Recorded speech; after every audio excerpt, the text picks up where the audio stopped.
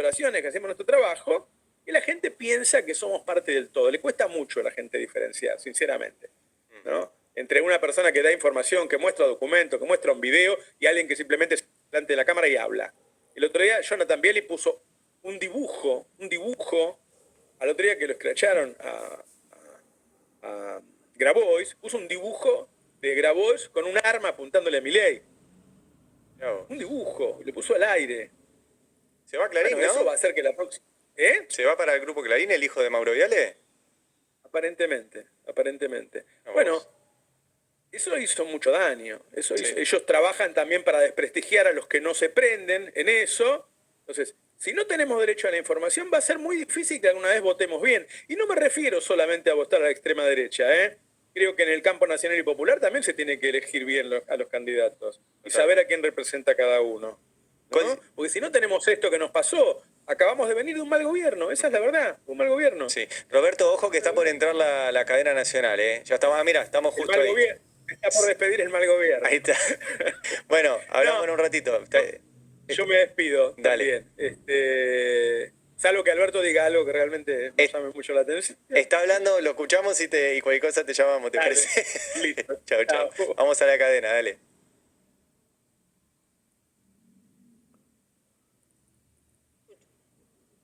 Capaces. La dictadura, con sus secuelas personales, políticas y económicas, tardó años en terminar de irse. La democracia transitó muchos vaivenes hasta poder consolidarse. Y acá estamos, 40 años después, en las vísperas de un nuevo traspaso presidencial. La generación que esperó aquel día con el dolor por quienes ya no estaban, con la fuerza de quienes habían resistido y la esperanza por lo que íbamos a construir, tal vez no podía imaginar que 4 décadas más tarde estaríamos frente al traspaso institucional del gobierno de una fuerza política a otra de un signo diferente, ambas elegidas por el pueblo. Y a mí, que entonces era un joven abogado recién recibido en la universidad pública, tampoco me estaba dado pensar en aquel momento que el pueblo de mi patria me concedería el inmenso honor de llegar a este día como presidente de los argentinos y las argentinas.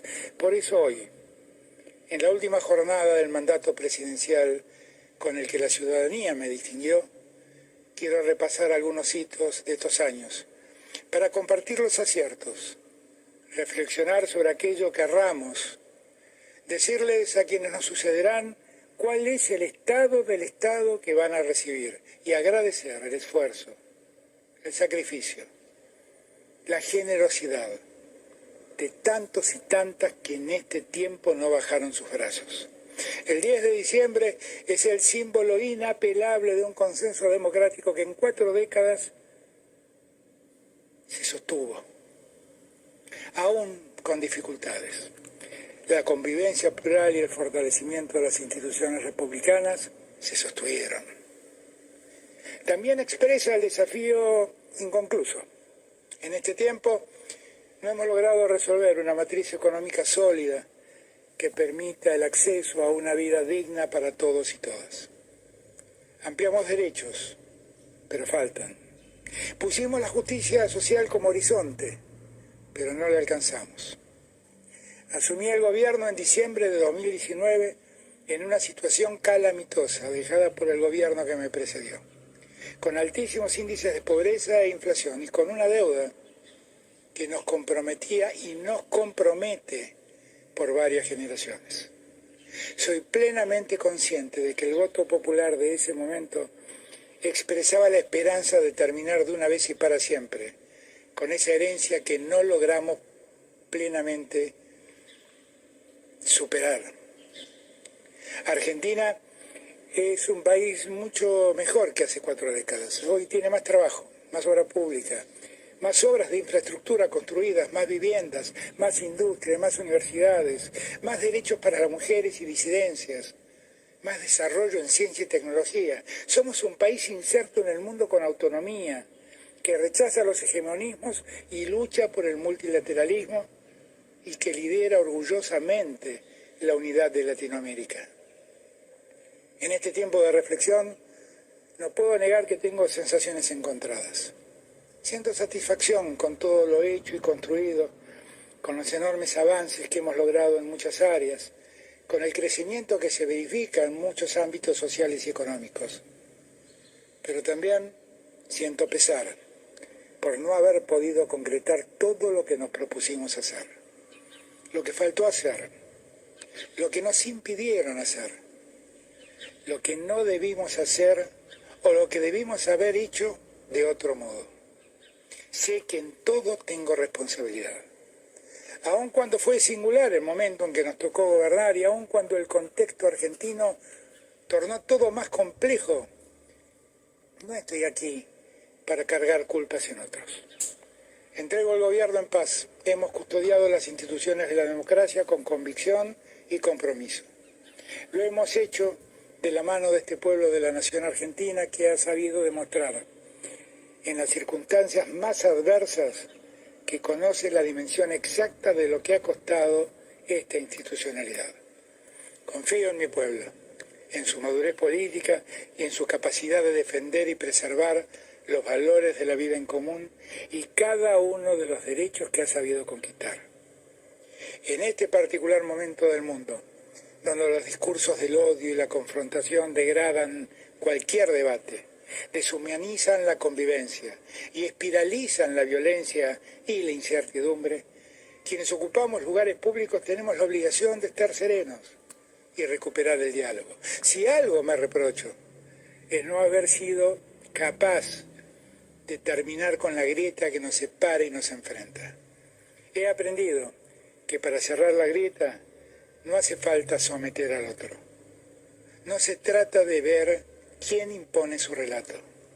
Lo que hace falta es caminar junto al otro, aprender a profundizar los acuerdos y minimizar las diferencias. Argentina es un país maravilloso, del que todos y todas debemos estar orgullosos. Ese amor y ese orgullo deben ser la base común sobre la que aceptamos nuestras discrepancias y construimos nuestras coincidencias. Los factores de poder siempre buscan domesticar al pueblo sin importarles lo que al pueblo le cuesta satisfacer tanta avaricia. En estos 4 años hemos sufrido los efectos negativos de una deuda que irresponsablemente tomó el gobierno que me precedió. Esa es la principal causa de nuestra crisis social y económica. El acuerdo que firmamos con el Fondo Monetario Internacional hizo posible postergar pagos que jamás hubiéramos podido enfrentar con la economía recesiva que recibimos. Solo hay que recordar que esa deuda nos obligaba a pagar entre 2021 y 2022 la suma de 37.000 millones de dólares. De esa deuda, tomada irregularmente, denunciada ante los tribunales federales y que ahora el mismo Fondo Monetario Internacional comienza a indagar, no ha quedado en Argentina un solo dólar. Esos dólares tomados por el macrismo no sirvieron ni para fundar escuelas, para fundar hospitales o para crear rutas. Todo se ha fugado especulativamente, profundizando la constitución de activos externos.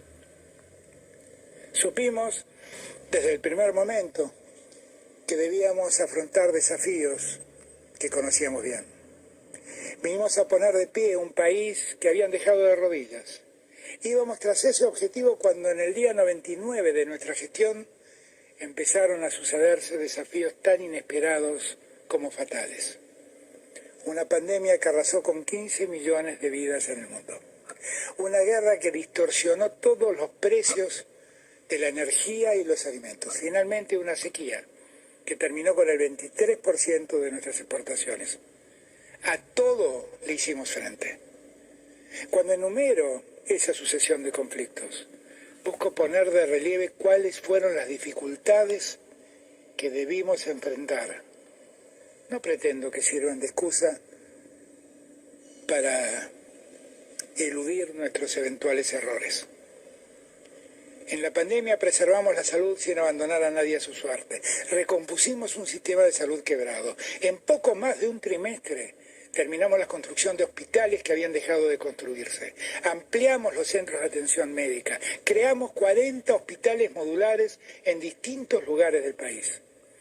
Las más de 4.000 camas de terapia intensiva provistas de respiradores automáticos aseguraron que todos y todas tuvieran la asistencia médica que necesitaban. Decidimos proteger a nuestra ciudadanía por sobre todas las cosas. Les pedimos que permanecieran en sus casas porque era la única herramienta que la medicina recomendaba. Estuvimos en el grupo de países que iniciamos la inmunidad de sus pueblos y llevamos adelante el plan de vacunación más grande que nuestra historia registra. Buscamos vacunas en todo el mundo. Fuimos parte de la producción de las mismas. Al día de hoy hemos inoculado más de 130 millones de dosis de esas vacunas. También hemos desarrollado nuestra propia vacuna y ese es un hito para la ciencia argentina. Formamos parte de los países que consiguieron altos niveles de inmunidad. Mi eterna gratitud a los hombres y mujeres del sistema de salud que dieron todo de sí para salvar vidas. Priorizamos la salud, pero lo hicimos protegiendo el sistema económico. Pusimos al Estado al servicio del cuidado de la gente, de los empleos y de los ingresos. Creamos la asistencia al trabajo y la producción. Ayudamos a las empresas y millones de trabajadores pudieron mantener sus salarios mientras las fábricas, oficinas y comercios estaban cerradas. Con el ingreso familiar de emergencia, auxiliamos a los sectores más vulnerables de nuestra sociedad. Más de 9 millones de personas recibieron el auxilio. Otorgamos créditos blandos a pequeñas y medianas empresas para que pudieran sostenerse. También otorgamos créditos blandos para que el consumo no cayera. Cuando la pandemia empezó a ceder, creamos el previaje para dar impulso a los sectores más castigados en la emergencia, la hotelería y el sector gastronómico. Con la guerra que disparó los precios de la energía, enfrentamos un nuevo dilema. Debimos decidir si preservábamos las reservas monetarias y parábamos las importaciones de insumos o garantizábamos las importaciones de insumos para no detener la producción y el trabajo. Optamos por defender la producción y el trabajo y fue la mejor opción para nuestro país. Mientras el mundo sufría cortes programados y veíamos a las grandes capitales apagadas, atravesamos el invierno con las fábricas produciendo sin alteraciones y con los hogares argentinos con un suministro ininterrumpido. Ante la sequía, que nos privó de $23.000 millones, apostamos a administrar las divisas para asegurar la importación de insumos que garantizaran la producción. Otra vez el dilema. La tasa de inversión del primer trimestre fue la más alta de los últimos 15 años. La actividad económica está 7,5% por encima de lo registrado en 2019. Casi el 67% de la capacidad industrial instalada está siendo utilizada, el registro más alto desde 2016. La Argentina vio crecer su economía un 16% entre 2021 y 2022. El empleo registrado comenzó un crecimiento que lleva 37 meses ininterrumpidos, el lapso más prolongado de creación de empleo observado en la democracia. El empleo industrial es el más alto de los últimos 6 años. Con el empleo aumentó el consumo y así registramos 30 meses consecutivos de crecimiento. El consumo privado hoy es un 10% mayor que antes de la pandemia. El mercado de trabajo continuó mejorando los indicadores. La conflictividad laboral observada en nuestro mandato ha sido la más baja de los últimos 12 años. La tasa de empleo se ubica en niveles récords del 45%.